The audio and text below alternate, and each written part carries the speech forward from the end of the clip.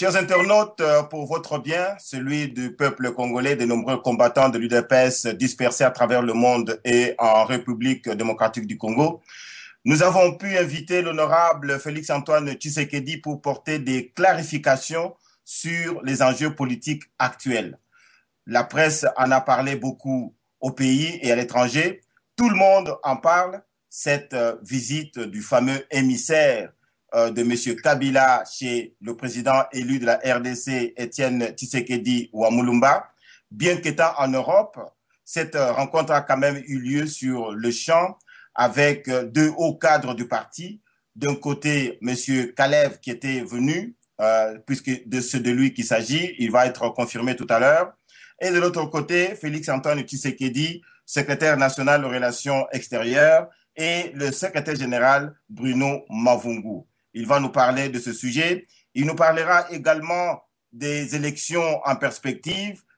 Est-ce qu'il y a mobilisation des candidatures? Est-ce que la CENI recueille effectivement des candidatures présentement?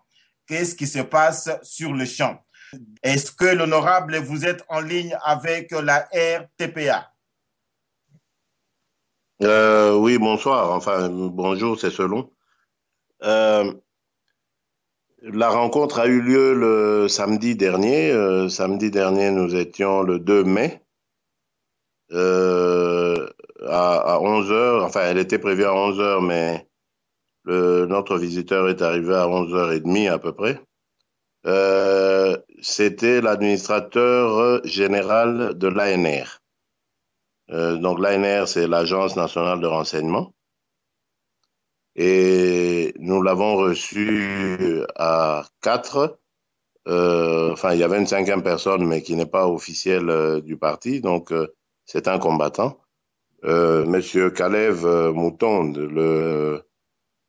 l'administrateur général de l'ANR, qui est venu au nom de son chef, nous disait-il, Monsieur Joseph Kabila, et il était porteur d'un message nous adressé surtout au président du parti, le président Étienne Tshisekedi, dans lequel, évidemment, il affirmait la disponibilité de M. Kabila à aller au dialogue. Et donc, il a posé certaines questions, dont la plupart des réponses se trouvent d'ailleurs dans notre feuille de route. Donc, nous n'avons fait que lui demander de se référer à cette feuille de route et en lui remettant d'ailleurs officiellement un exemplaire parce qu'il affirmait ne pas en avoir eu. Et c'est dans cette feuille de route que se trouvent les réponses aux questions qu'il a posées. Voilà, c'était tout simplement ça et nous en avons profité évidemment pour demander la libération immédiate et inconditionnelle de nos combattants injustement arrêtés dans les geôles de la police politique de M. Kabila. Euh, pour être un peu plus précis pour les nombreux curieux qui veulent savoir, est-ce qu'on peut savoir l'une ou deux questions sur lesquelles vous avez discuté? Parce qu'il semble que c'est quand même une rencontre qui a duré quelque chose comme 3 heures. Non, pas du tout. Je crois elle aurait pu durer 30 minutes. Le contenu de la rencontre ne pouvait pas arriver à 3 heures. Non, il y avait pas grand-chose à se dire. Je vous ai dit il a amené un message, verbal d'ailleurs, c'était pas du tout un message écrit comme on l'a entendu ci et là. C'est un message verbal concernant le dialogue, donc leur disponibilité à aller à un dialogue au cours duquel, disait-il, on pouvait traiter de tous les sujets sans tabou. Et le secrétaire général a répondu en quelques mots aussi pour dire que nous avions déjà en son temps proposé des sujets, les thèmes de référence à propos du dialogue, et que toutes les questions posées, en tout cas, trouvaient leur réponse dans la feuille de route. En dehors de ça, nous avons parlé de nos prisonniers injustement, de nos combattants injustement retenus prisonniers dans les geôles de la police politique de M. Kabila et on a passé, il a passé son temps au téléphone à essayer de trouver des réponses au cas, à chaque cas que nous présentions. Donc voilà. Est-ce que Mais en tout, on a fait 1 heure en tout. c'est une visite qui a été imprévue, où il y a eu une préparation avant, où il s'est tombé comme ça, comme un cheveu dans la soupe? Non, bon, imprévu, pas tellement, nous nous y attendons parce que la veille, donc le 1er mai, jour férié, j'ai reçu, moi, en tout cas, son coup de fil, mais c'est pas moi qui avait répondu à cela, c'était mon assistant. Et il m'a dit que c'était un certain Monsieur Kalev qui avait appelé. Bon, je pensais, oui, c'est vrai que son nom, je l'ai déjà entendu, mais je me disais pourquoi lui il va m'appeler, je ne pouvais pas me l'imaginer. Et c'est plus tard, lorsque le secrétaire général m'appellera pour me dire qu'il y a un rendez-vous pris avec lui à la résidence le lendemain à 11 heures, que je compris que c'était finalement Monsieur Kalev auquel je pensais, quoi. Mais bon, c'est à ce moment-là que j'ai appris qu'il voulait rencontrer les responsables de l'UDPS parce qu'il avait un message de la part de Monsieur Kabila. Honorable, dans ces circonstances, avec le climat actuel, à quoi est-ce que l'UDPS peut s'attendre après une telle visite? Il est venu, vous avez discuté, vous lui avez remis la feuille de route. À quoi est-ce que l'UDPS doit s'attendre maintenant par rapport à tout ça? L'UDPS s'attend toujours, je dois le dire ici, euh, à ce qu'il y ait un dialogue politique au Congo, lequel dialogue va permettre de vider le contentieux de 2011 d'une part et ensuite de baliser la voie vers des élections crédibles et finalement de s'entendre ou de régler le sort de M. Joseph Kabila qui, comme vous le savez, ne doit plus se représenter en 2016. Donc, c'est de ça que nous attendons du dialogue et cela sous l'égide de la communauté internationale. Et je crois que nous sommes bien partis là maintenant en ce moment que le camp Kabila vient de faire un pas dans la bonne direction parce que, comme je vous l'ai dit, selon son émissaire, il n'y aura aucun sujet tabou. Donc, ils sont disposés à discuter de tous les sujets. Donc, voilà, je pense que le reste, c'est l'avenir qui nous le dira, mais je n'ai pas de raison de douter de la bonne suite des événements. Parce qu'à Est-ce, l'UDPS, nous sommes toujours optimistes. est-ce que dans ces circonstances, on va toujours s'attendre à une sorte de médiation de la communauté internationale s'ils sont prêts à discuter directement avec le camp du président élu? Bon, ça dépendra. Moi, je pense que la communauté internationale, évidemment, ne va pas, son rôle n'est pas de nous aider à se parler. Hein. Se parler, on peut le faire. D'ailleurs, on a commencé à le faire avec M. Kalev, ça, c'est pas un problème.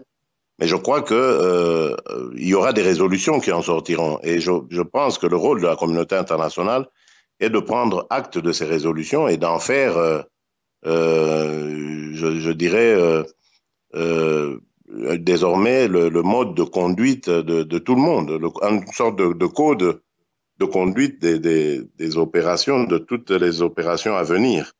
Voilà le rôle que nous attendons de la communauté internationale. C'est pas de nous souffler des choses à l'oreille ou de se mettre entre les deux camps et de demander à celui-ci de parler et à l'autre de répondre. Ça, nous sommes suffisamment grands, assez pour le faire nous-mêmes. Mais la communauté internationale doit être témoin. Voilà. Lorsque elle est cette sorte de témoin, ça peut permettre donc aux uns et aux autres d'avoir confiance dans la suite des choses. Voilà. Et surtout à notre peuple qui sera témoin aussi de ces discussions. En tout cas, ça lui permettrait d'être assuré au respect de l'engagement que chacun prendra, que chacun des camps prendra. Donc, voilà. Bah, cette rencontre se tient au moment même où il y a une sorte d'appel pour les candidatures aux élections de 2015. Mais à l'intérieur de l'UDPS, il n'y a toujours pas de mobilisation comme telle. Il y a eu des appels jusqu'à présent.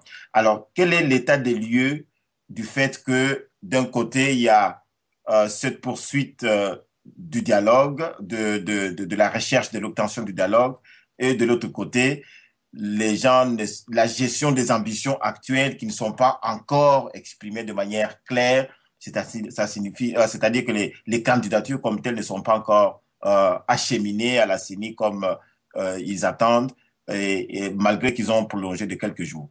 Quelle est la position claire alors que le parti a entre ces deux actions-là? Oui, par rapport à la position du parti, je crois que dans les 48 heures, et peut-être même moins, elle sera connue officiellement. Mais bon, ce n'est plus un secret. Je crois que vous allez le savoir. Le parti va s'engager, comme nous l'avons toujours dit. Le parti va s'engager dans ce scrutin et nous essaierons de mettre des gens à tous les postes à pourvoir. Nous savons que ces élections sont très, très mal organisées et c'est fait ainsi dans le but, évidemment, de décourager les grands partis comme l'UDPS. Mais nous avons dit que nous n'allons pas nous laisser faire. Et je crois que le fait d'ailleurs de l'avoir dit et d'être passé à l'action en encourageant les nôtres à déposer leur candidature, cela a eu comme effet de déconcerter et de désorganiser le camp d'en face qui, lui, comptait sur notre retrait. Donc, ça, c'est d'une part. D'autre part, moi, je vous rassurais en disant qu'il y a vraiment de l'engouement. Je suis revenu d'une tournée que nous avons effectuée dans les deux Kivu. Je peux vous dire qu'ils ne nous ont pas attendus pour se tenir prêts à aller aux élections. Vraiment, il y a de l'engouement et il y a eu les coups de fil qui venaient de partout dans les provinces de la République au cours desquels nos combattants disaient leur, euh, leur envie, leur promptitude en tout cas à s'engager dans le scrutin.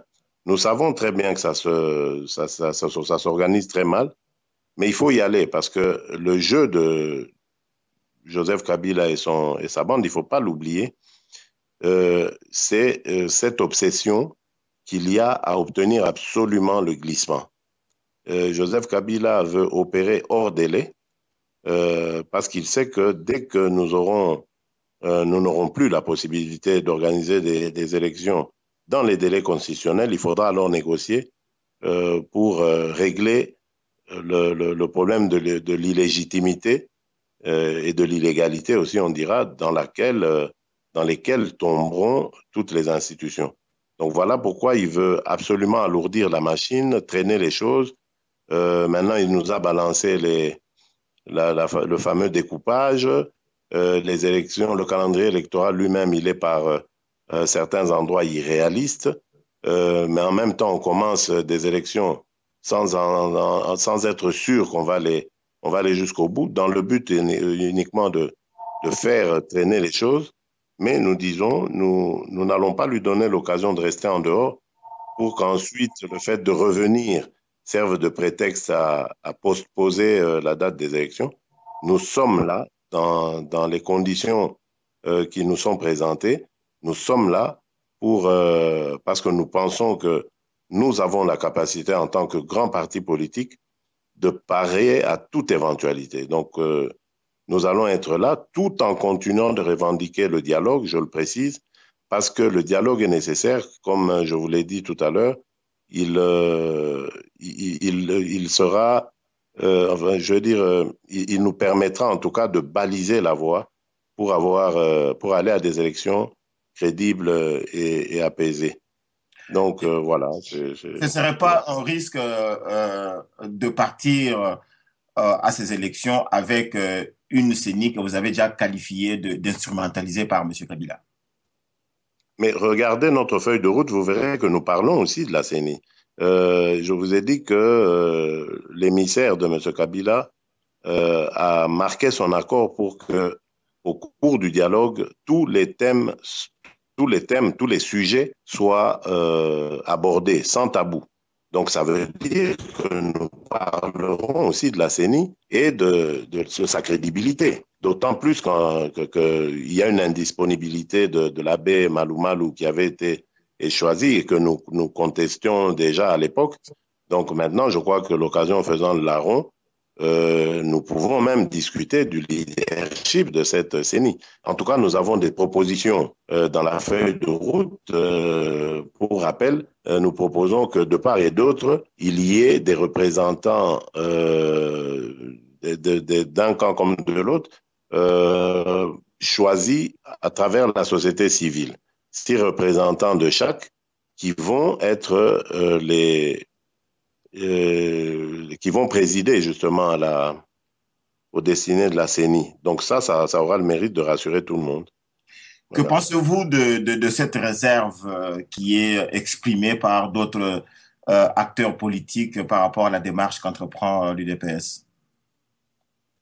Quelle réserve? Je n'ai pas très bien compris. Les autres acteurs ne semblent pas montrer de l'engouement aussi par rapport à cette démarche, surtout l'exigence du dialogue entreprise par l'UDPS. Non, mais moi, je ne veux pas. Je ne veux pas juger les gens. Donc, je suppose que en tant que représentant de partis politiques, je crois qu'ils sont responsables. Ils ne partagent pas le même avis que l'UDPS, libre à eux. Mais j'espère au moins qu'ils ont dans leur stratégie quelque chose à proposer, en tout cas, parce que nous disons que si nous n'avons pas le dialogue, nous ne réglerons pas, nous n'aurons pas la possibilité de régler le problème du processus électoral. Or, le processus électoral, nous savons que c'est celui qui est à la base de la crise aujourd'hui. Mesdames et messieurs, comme vous venez de le suivre, nous avons eu beaucoup d'informations avec Félix Antoine Tshisekedi, qui est l'honorable, qui est en même temps secrétaire national aux relations extérieures. Nous avons abordé de plusieurs sujets et comme vous l'avez bien remarqué, il y en a encore à dire et vous en avez encore à apprendre. Ça signifie que ce n'est pas fini. On va se donner un autre rendez-vous et pour ma part, je vous dis à très bientôt. C'était Eddie Lukuna au microphone, assisté par nul autre que Phrase EMK, la main de la technologie, de la haute technologie de la radio-télévision. Peuple d'abord. À très bientôt.